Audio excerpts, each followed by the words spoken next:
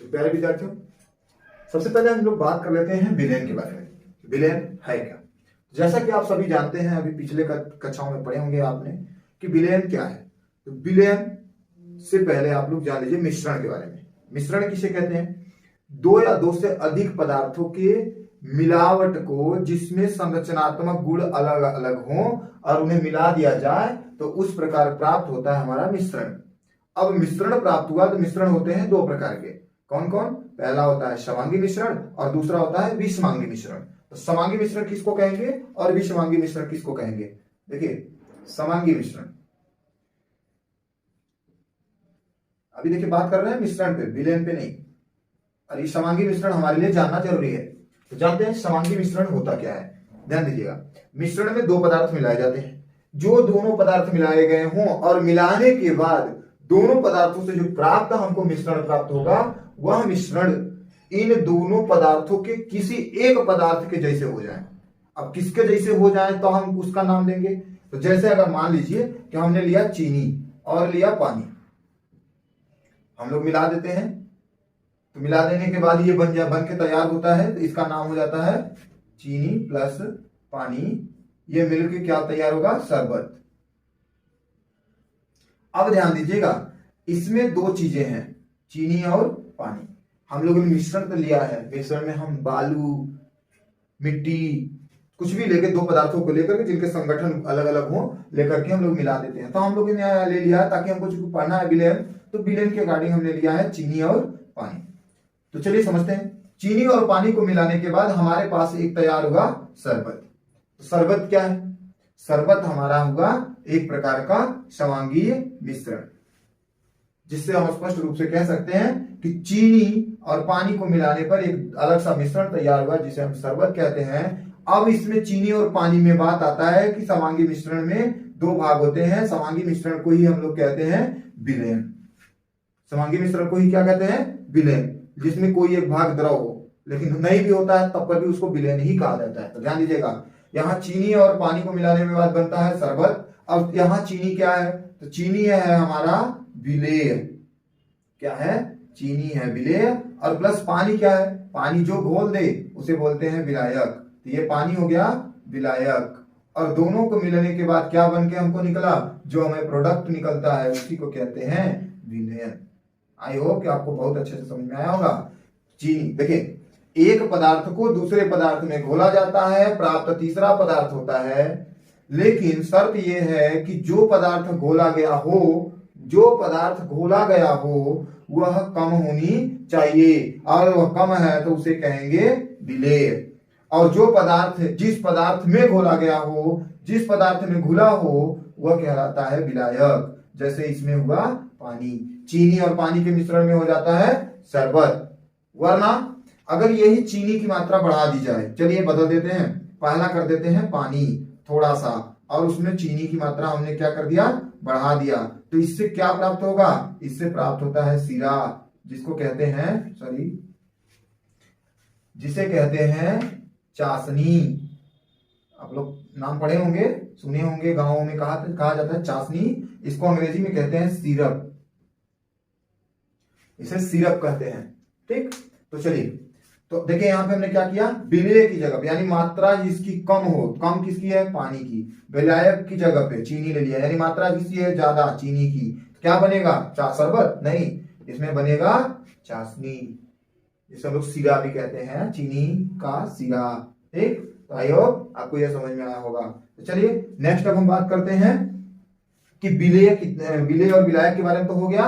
अब विलेय और विलायक के बाद ये आखिरकार होते कितने प्रकार के हैं? तो इनका वर्गीकरण बच्चों दो प्रकार से किया गया है। पहला, विलेय अथवा विलायक की प्रकृति के आधार पर, और दूसरा इनकी संतृप्तता के आधार पर। तो पहले हम लोग बात कर लेते हैं संतृप्तता के आधार पर विलेय और विलायक में अंतर, सॉरी, विलयन के प्रकार। संतृप्तता के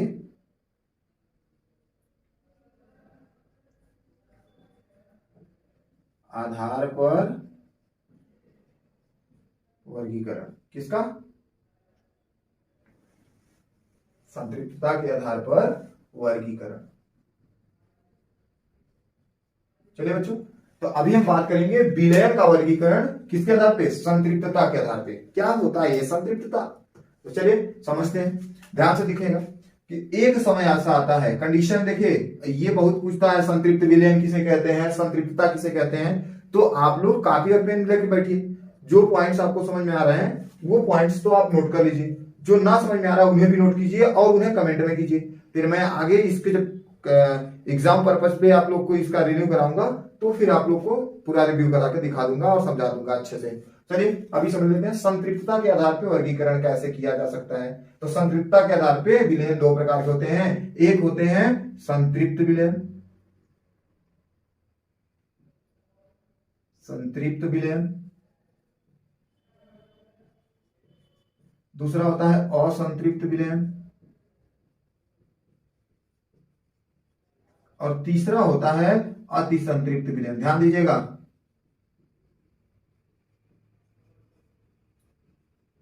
इसमें दो तो इंपॉर्टेंस आपको रखे, हमें अभी बोला कि संतृप्तता के आधार पे विलयन जो होते हैं वो दो प्रकार के होते हैं, लेकिन एक नाम हमने यहां एक्स्ट्रा जोड़ा है, उसे कहते हैं अति संतृप्त विलयन। ध्यान दीजिएगा, saturated solution, non saturated solution, और यह है सब ओवर सैचुरेटेड सॉल्यूशन। ध्यान दीजिएगा, तो संतृप्त विलयन, असंतृप्त विलयन और अति संतृप्त विलयन में क्या अंतर है, ध्यान दीजिएगा।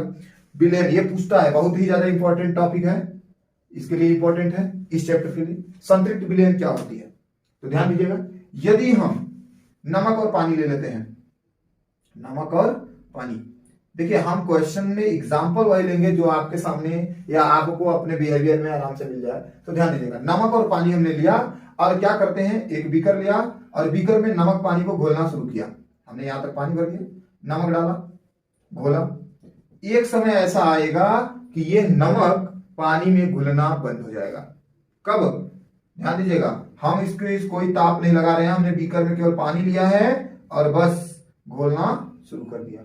परिभाषा कैसे देंगे संतृप्त विलयन का, स्थिर ताप पर, स्थिर ताप पर विलेय की मात्रा, किसकी मात्रा, विलेय की मात्रा विलायक में घुलना बंद हो जाए तो उस अवस्था को संतृप्त अवस्था कहते हैं, तथा उस प्रकार प्राप्त विलयन को संतृप्त विलयन कहते हैं। असंतृप्त जब तक घुला नहीं होता है, जब तक वह रुक ना जाए, घुलना जारी रहे, तब तक वह असंतृप्त है। अब अति संतृप्त की बात करें तो ध्यान दीजिएगा, हमने अभी संतृप्त के लिए बोला कि कांस्टेंट टेम्परेचर पे, निश्चित ताप पर, ताप बढ़ाना नहीं है, ताप घटाना नहीं है, ताप उतना ही रखना है जितना कि आप स्टार्टिंग में लिए हो। तो अगर अति संतृप्त का मतलब हो गया कि अगर हमने उसमें ताप बढ़ा भी दिया, ताप बढ़ाने पर विलेयता प्रभावित होती है, अभी उसके बारे में आगे चर्चा करेंगे, ध्यान दीजिएगा। तो ताप बढ़ाने पर यदि विलयन में विलायक की मात्रा, विलयन में विलेय की मात्रा और घुल जाए, और घुलने के बाद फाइनली क्या हो कि अब उसका ताप कितना भी आप बढ़ाइए वह अपने खंडों में टूटने लगे, किंतु अब वह घुल नहीं रहा है, तो उस कंडीशन को कहते हैं अति संतृप्त विलयन। ऐसा आपको देखने को मेटल्स में मिलता है, जब दो धातुओं को आपस में मिलाया जाता है तो ये कंडीशन आती है कि उन दोनों को मिलाते रहो मिलाते रहो मिलाते रहो। लेकिन जब एक कंडीशन ऐसा आता है कि जब एक हल्की धातु भारी धातु से ज्यादा हो जाती है तो हल्की धातु जलना शुरू हो जाती है, कोयले जैसे जलने लगती है, इस वजह से वहां पे कंडीशन आता है अति संतृप्त विलयन की।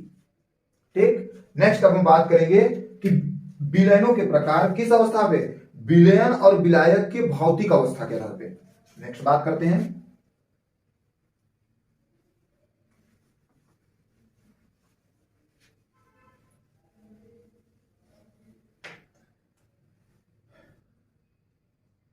विलयनों का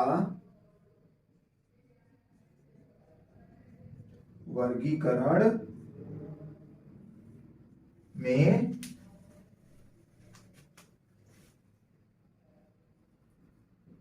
विलेय और विलायक के अवस्था के आधार पे।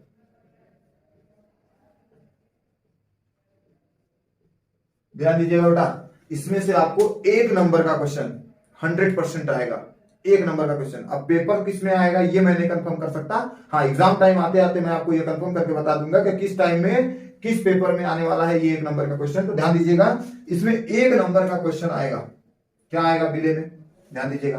विलेय और विलायक की अवस्था के आधार पर वर्गीकरण करना है हमको, तो हम लोग क्या कर देते हैं, चलिए एक ग्राफ को तैयार करते हैं अच्छे से और उसको स्टार्ट कर देते हैं। ध्यान दीजिएगा, यहां हम लोग लिख देते हैं चलिए विलेय, और यहां लिख देते हैं विलायक, और यहां लिख देते हैं विलयन का नाम।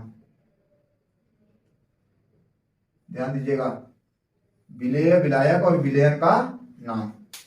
ध्यान दीजिएगा, कौन कौन से विलयन प्राप्त होंगे और क्या प्राप्त होते हैं। तो चलिए, यदि मान लीजिए हमारा जो विलेय है वह क्या हो, ठोस हो, विलेय की अवस्था कैसी हो, ठोस हो, और जिसमें घोला जा रहा है वह भी क्या हो, ठोस हो, तब क्या करेंगे, विलेय ठोस, विलायक ठोस।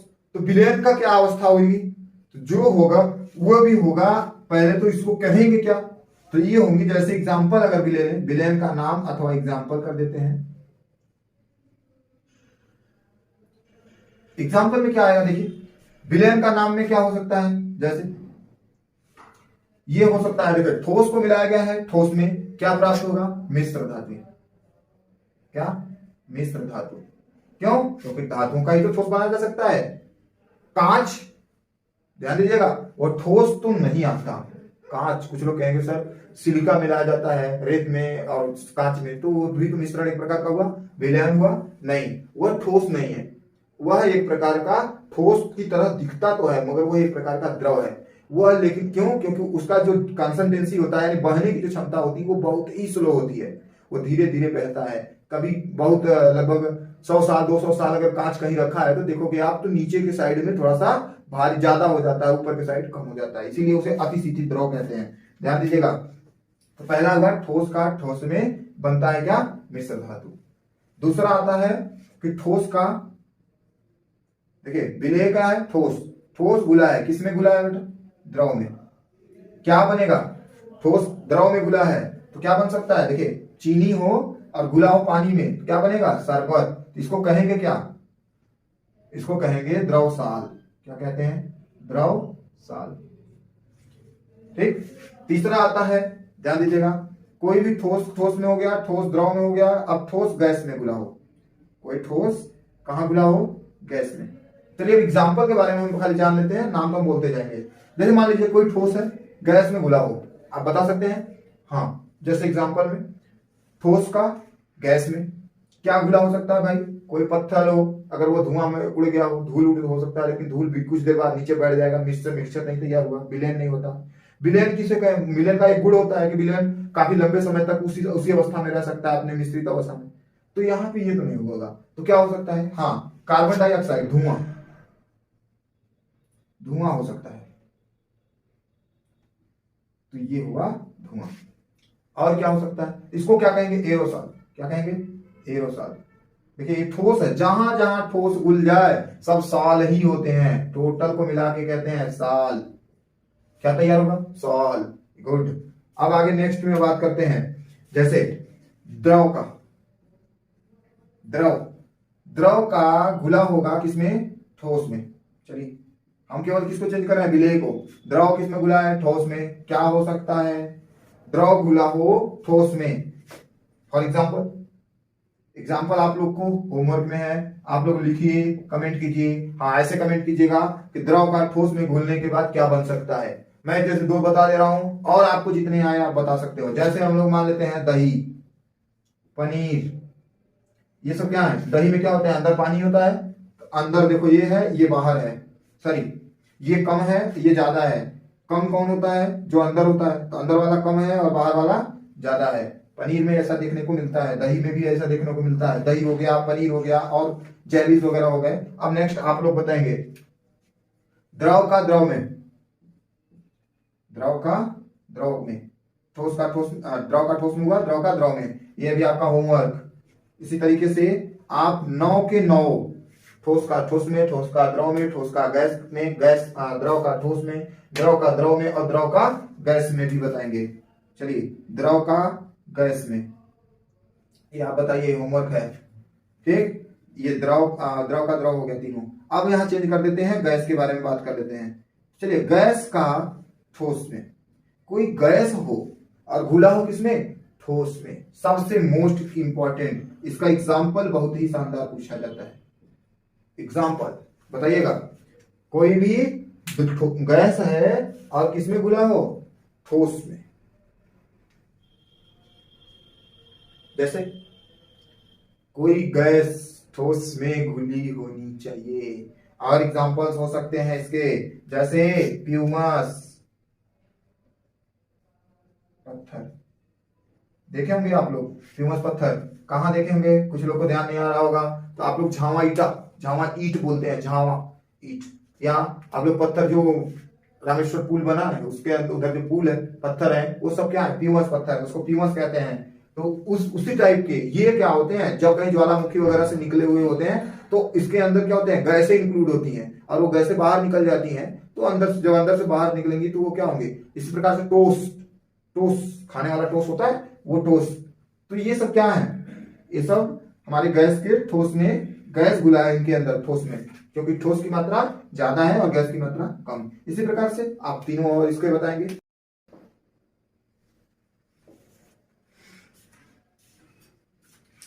तो चलिए बच्चों, आज अभी हम बात करते हैं विलयन की सांद्रता ज्ञात करने की विधियों के बारे में। सवाल फर्स्ट ऑफ ऑल हम लोग जानेंगे कि विलयन की सांद्रता ज्ञात करने की कौन कौन सी विधियां हैं, जिसमें पहला पॉइंट आता है ग्राम प्रति लीटर में सांद्रता। देखिए हम लोग एक एक सांद्रता ज्ञात करने की विधियों को पढ़ेंगे और बहुत ही बारीकी से पढ़ेंगे, क्योंकि विलयन में जितना हमको थ्योरी नहीं पूछता, जितना हमको लिखने के लिए नहीं पूछता, ये न्यूमेरिकल्स इन सब 4-5 टॉपिक हैं, पॉइंट हैं, उनसे पूछा जाता है। तो चलिए सबसे पहले जान लेते हैं विलयन की सांद्रता ज्ञात करने की विधियों में सबसे नंबर 1 है ग्राम प्रति लीटर में सांद्रता। ये तो बच्चों का खेल है, आप लोग बचपन में बहुत पढ़े होंगे।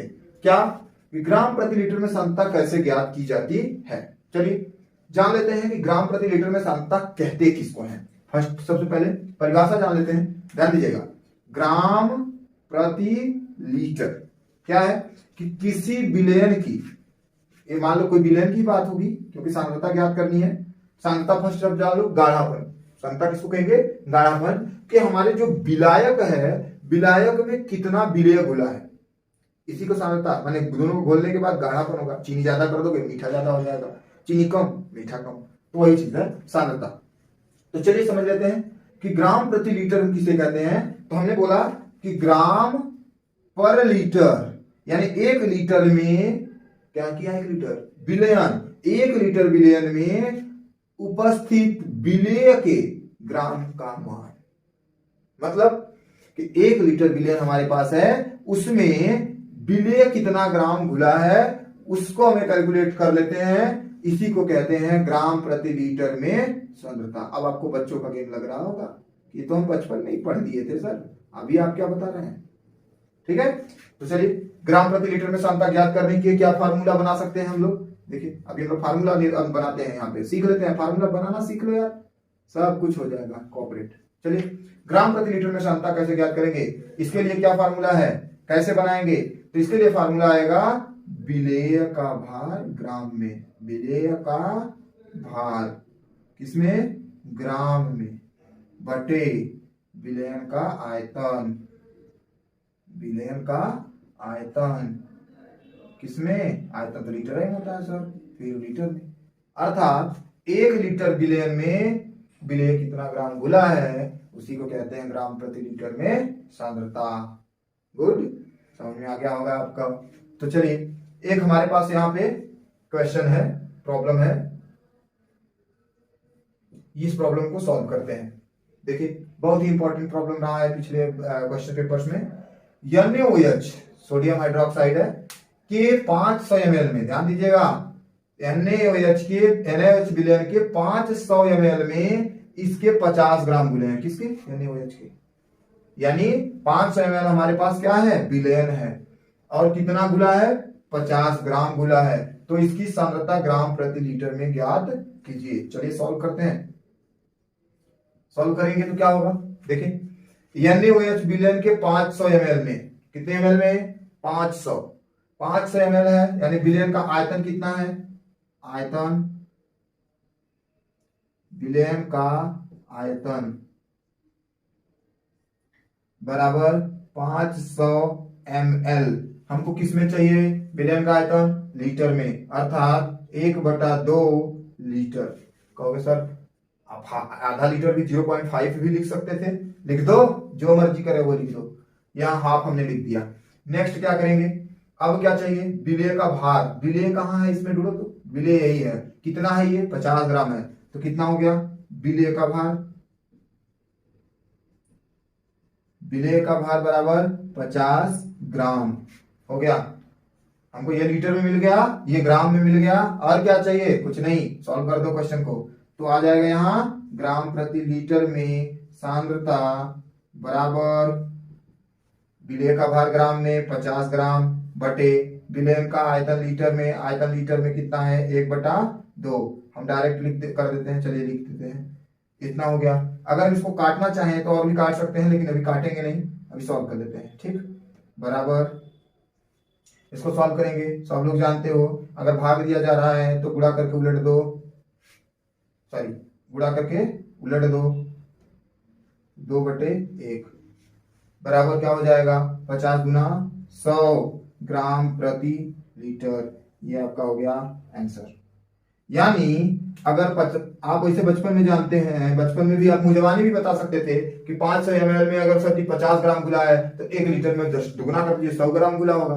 हाँ ठीक है, लेकिन आप अगर क्वेश्चन पेपर में पूछा जा रहा है तो आप वहां मुझवानी नहीं चलेगा। तो यहाँ पे क्या होगा?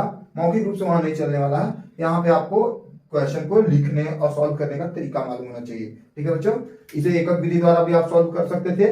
आप करिए इसको। अब हम नेक्स्ट विधि बात करेंगे विलयन की सांद्रता याद करने की दूसरी विधि, जिसे हम पीपीएम में सांद्रता विधि कहते हैं। पीपीएम में सांद्रता क्या होता है? ये कहां पे यूज होता है? ये ऐसे जगहों पे यूज किया जाता है इस सांद्रता को याद करने की विधि का, जहां पे हमें सॉलिड यूज किया गया हो। यानी हमारा जो सॉल्वेंट और सॉल्यूट दोनों के दोनों, विलेय और विलायक दोनों के दोनों क्या हो? सॉलिड हो। तो वहां पे पार्ट्स पर मिलियन, अर्थात पीपीएम में सांद्रता की मेथड से ही हम लोग इसको ज्ञात कर सकते हैं सांद्रता को। ठीक, तो नेक्स्ट हम लोग बात कर लेते हैं कि पीपीएम में सांद्रता आखिरकार होता क्या है। तो ध्यान दीजिएगा, पीपीएम में सांद्रता बराबर होता है, अगर इसको हम लोग फार्मूला बनाना चाहें तो पीपीएम में सांद्रता बराबर होता है, ध्यान दीजिएगा, हमने बताया कि 1 मिलियन इतना, यानी हमारे पास जो, जैसे हमने ग्राम प्रति लीटर में सीखा कि हमारे पास जो है वो कितना होना चाहिए? बिलियन। बिलियन कितना होना चाहिए? तो बिलियन देखिए, बिलियन यहां भार में, हमने बोला ना सॉलिड में यूज होता है, तो बिलियन का भार किसमें होना चाहिए? ग्राम में। किसमें? ग्राम में, बटे ऊपर विलेय का भार ग्राम में, और फिर 10⁶, क्योंकि यहाँ 10 के पावर 6 से गुणा करेंगे। क्यों करेंगे 10 के पावर 6 से गुणा? क्योंकि 10 के पावर 6 से नहीं करेंगे तो ये बिलियन 10 के पावर 6 यानी 1 मिलियन में, ये भार बिलियन जो है ये 1 मिलियन में होगा ही नहीं। यानी 1 मिलियन जो इसके पार्ट हो, ग्राम हो, 1 मिलियन ग्राम में ये विलेय आखिरकार कितना गुला था, इतनी बड़ी मात्रा में निकाली जाती है। तो इसका फार्मूला हो गया, आप लोग इसको नोट कर सकते हैं। पीपीएम में सांद्रता बराबर होता है विलेय का भार ग्राम में बटे विलयन का भार ग्राम में गुणे 10 के पावर 6। ये हो गया इसका पीपीएम में सांद्रता। जो इसका यूनिट आएगा वो आएगा पार्ट्स पर मिलियन, यानी पार्ट्स भाग पर मिलियन। 1 मिलियन में यानी 10 लाख भाग में एक भाग क्या होगा? ये विलेय का भार होगा। ठीक है, नेक्स्ट अब हम लोग बात करते हैं, अगर कोई इसका एग्जांपल हो तब देख लेते हैं। ये हमारे पास एक एग्जांपल अभी है, इसको इरेज करके निकाल देते हैं, फार्मूला का यूज करेंगे हम लोग। ठीक, देखिए एक क्वेश्चन है, जैसे हम लोग को अगर पूछा जाए तो कि NaCl के 10 ppm का अर्थ है क्या है? Question mark. देखिए हमारे पास एक क्वेश्चन है कि NaCl के 10 ppm का क्या अर्थ है। तो ध्यान दीजिएगा, चूंकि यहां ppm में बोलिए 10 ppm, मतलब कि 1 ppm में वो कितना होगा? 1 भाग। हमने बोला 1 ppm में यानी 1 मिलियन में वो 1 भाग, 1 पार्ट होगा। तो यहां 10 ppm का अर्थ है कि वह 10 के पावर 6 ग्राम भार में, विलयन कितना होगा? विलयन 10 के पावर 6 ग्राम होगा, जिसमें से 10 ग्राम कौन है? विलेय है। विलेय अर्थात NaCl है। बस ऐसे सिंपल ही से ये ऑब्जेक्टिव क्वेश्चन में आएगा। तो इसमें क्या है कि 10 के पावर 6 ग्राम विलेय में 10 ग्राम विलेय है, जो विलेय क्या है? NaCl है, सोडियम क्लोराइड सॉल्ट।